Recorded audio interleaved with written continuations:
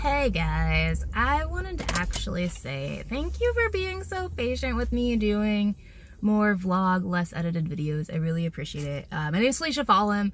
I am an artist, traveler. I love culture, many things, languages, travel, and learning about other cultures in times of COVID. But I wanted to talk a little bit about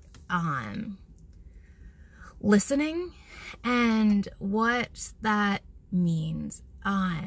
There's a lot, like, with all, I guess one thing with race relations and reconciliation and conversation is seeing people as human. And people say, like, a lot of times, like, oh, if you don't do these things on Facebook or online or whatever, the conversations will go much better. And it's funny because I think my experience has largely been the opposite of that, where online it's easy to, like, to detach and not take people seriously. But in person, like, if you talk to someone about something that's bothering you, and in person, if they, like, totally ignore it and then go on to talk about why your experience is wrong, or why you shouldn't be hurting, or why the same thing could be turned back on you, and it's hypocritical to feel a certain way. And I'm not even all about feelings, but, like, right now there have been several conversations where, like,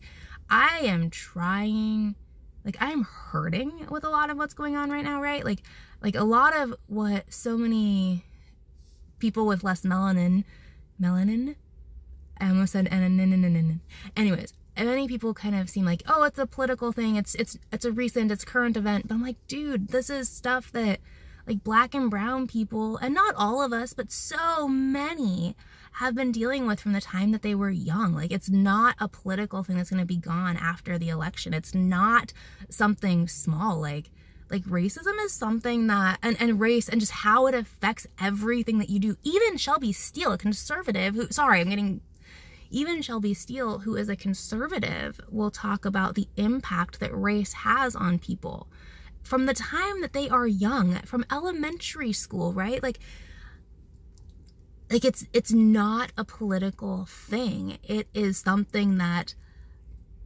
has been every day of many Black and brown people's lives in America. Like, it's a bigger deal than people want to make it. And I think too, like, right now, one of the big struggles is being Black in a white church. And that, I was listening to Jackie Hill Perry a while back, and she was talking about, like, the migration of Black people moving from white churches to Black churches, even if there's a little less great theology, because there's an aspect that Black churches can just, like, not that it's a lack of embrace in our church, like, not like that, but there are things that culture impacts. And I was listening to a talk by Mark Winger, who's a apologist, I guess, who his goal is to get people to think biblically about everything.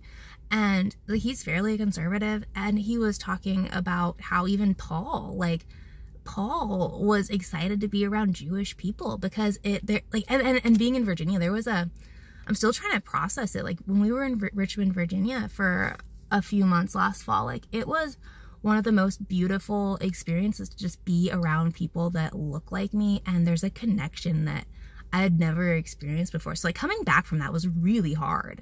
And then when we came back in January, and then, like, there was the pandemic, and then George Floyd, and, like, all of that. And I think people are like, oh, George Floyd wasn't a great person. I'm like, yeah, this isn't about one person. This is about what we see and the stereotypes that precede us, to quote Shelby Steele, and the 400 years that the American church didn't stop our history, to quote Tony Evans. Like, this isn't something new. This is something that has been difficult for people for a long time. And I think people can be like, oh, it's a small percentage of people that actually are, like, nationalistic in their beliefs. And sure, okay, but two nationalists in a group of two nationalist families, where even one person has those beliefs in a community of, like, 100 people, that's, if there's not people fighting back, and like, if the average person isn't opposed to those beliefs,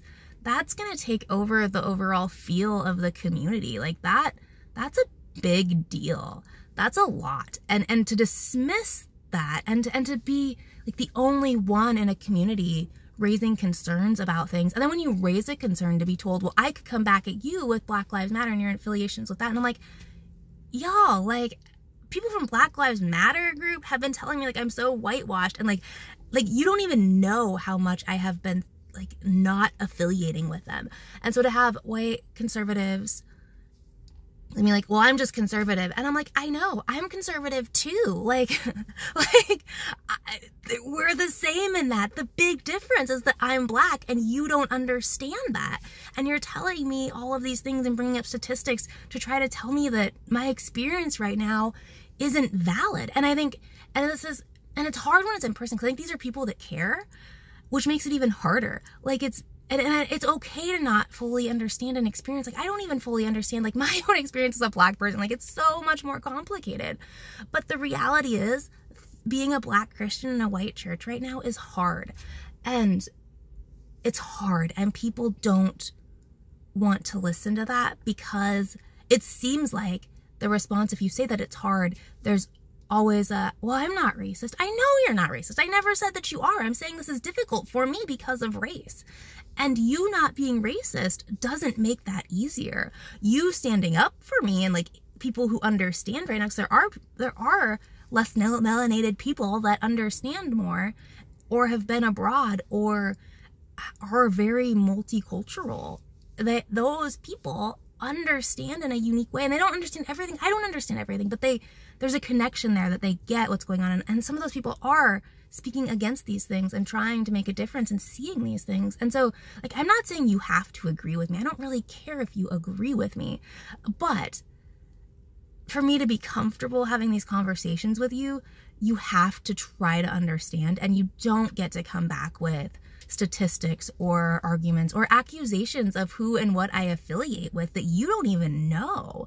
And so I think, and this isn't just one conversation. This is several conversations. It's a lot of conversations, a lot online and in person, and overhearing people talk about things, and also conversations from friends that friends have been hurt by recently. And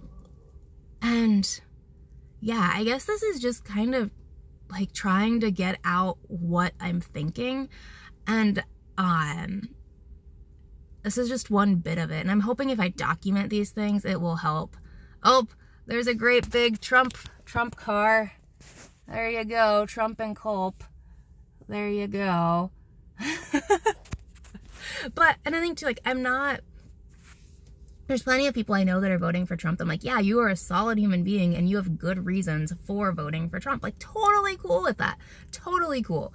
But, don't expect stuff like that to not make people of color uncomfortable. Don't expect the Trump sign in your yard to be off-putting to people in your community. Don't expect this type of thing to not be met with frustration. And I think, like, sure, that person probably isn't a racist. Like, he's probably not a racist driving around, but he is acting in a way that is going to isolate and push away people of color. And you can say that that's not intentional, but in a sense, I'm telling you this. I'm telling you this. I've told people this in person, and they say, no, it shouldn't affect you, or whatever. Like, I have told you. And I've told other people when they ask, like, should I put a Biden sign or a Black Lives Matter sign in my front yard? I'm like, why would you isolate people? Why would you push people away? Like, yeah, that's what it does. That's the result. That's the consequence of a lot of these things. And the fact that in many situations, I'm the only person bringing up that's the reality, that's the consequence of this, is so frustrating and so exhausting. It shouldn't be that difficult to see. So anyways, those are just some thoughts